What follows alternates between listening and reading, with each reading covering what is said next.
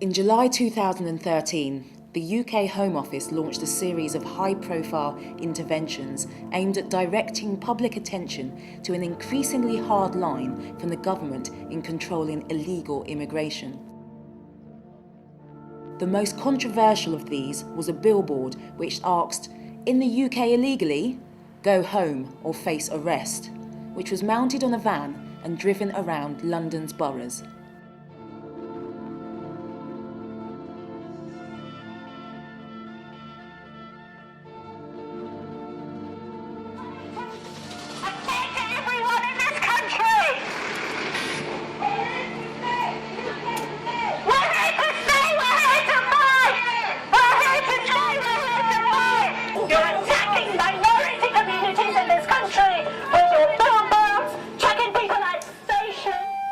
We found that there was a variation in the 6 areas that we studied around the country. Some groups had a really long history of organising around some of these issues, for instance Southall Black Sisters in West London, and they were able to get on the ground very quickly and make a noise. Places like Glasgow had longer histories of organising, so they could build on existing trade union links and bring people together. We found that some parts of the country, people who were in insecure migration status didn't feel able to take part in the political debates, even if they now had leave to remain. So in Cardiff, that was a real issue. In some areas, established anti-racist networks have been quite important in terms of those mobilisations and that resistance.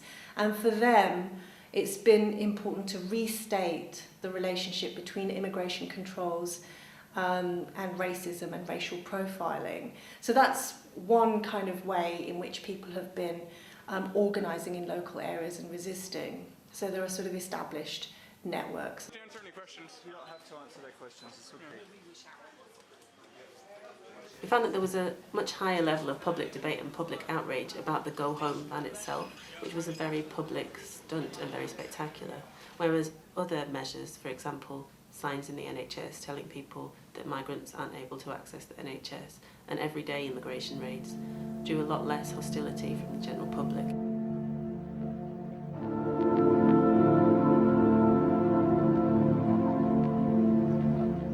Even people that were worried about immigration told us that they didn't feel reassured by the campaign, and some people told us they thought it was all for theatre and it was just for show, so it didn't make them think any real action was being taken. In some areas, ethnic minorities that are subject to immigration controls have been part of the resistance to these Home Office immigration campaigns.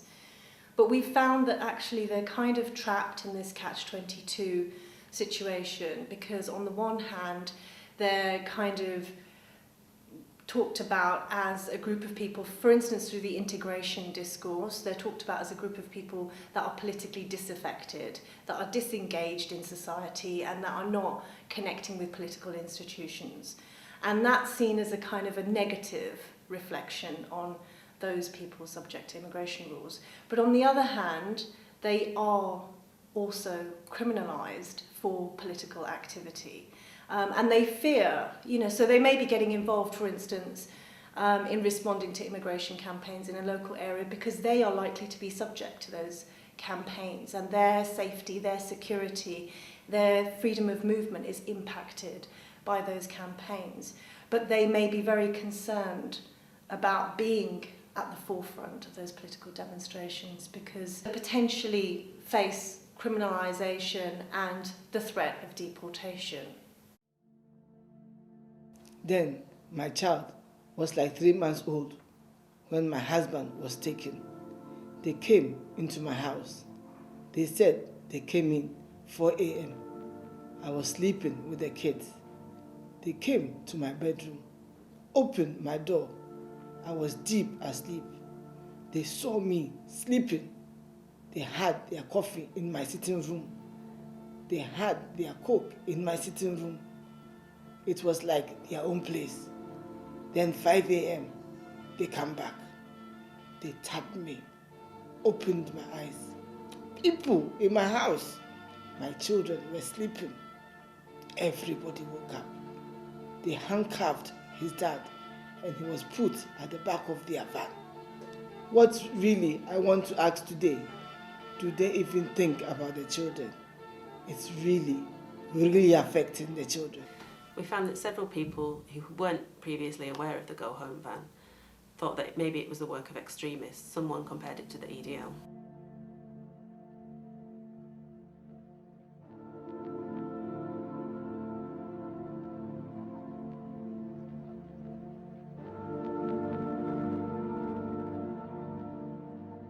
Ironically, perhaps, the Home Office campaigns have also given rise to new political subjects. So we found new layers of people coming into activism as a consequence because of their opposition to those campaigns. Okay. We found examples of how these campaigns can be divisive. For example, the Scottish Independence campaign used the example of the Go Home ban as something that didn't represent Scotland and a reason they wanted to separate from the British Parliament. We found examples of young British Asians who were feeling like they might be asked to leave their home even though they were born here and British citizens. They were seeking legal advice to find out whether they would be asked to leave the country.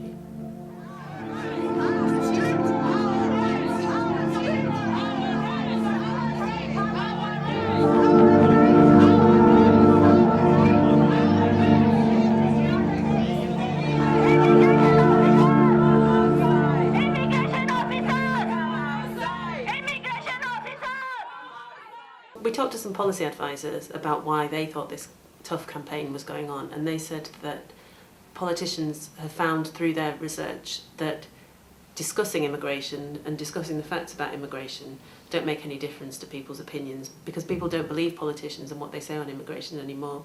They've been told by politicians not to believe them. So the advice that policy advisors are giving government is that they need to show that they're tough on immigration, whether or not immigration is a problem and whether or not that toughness would solve that problem.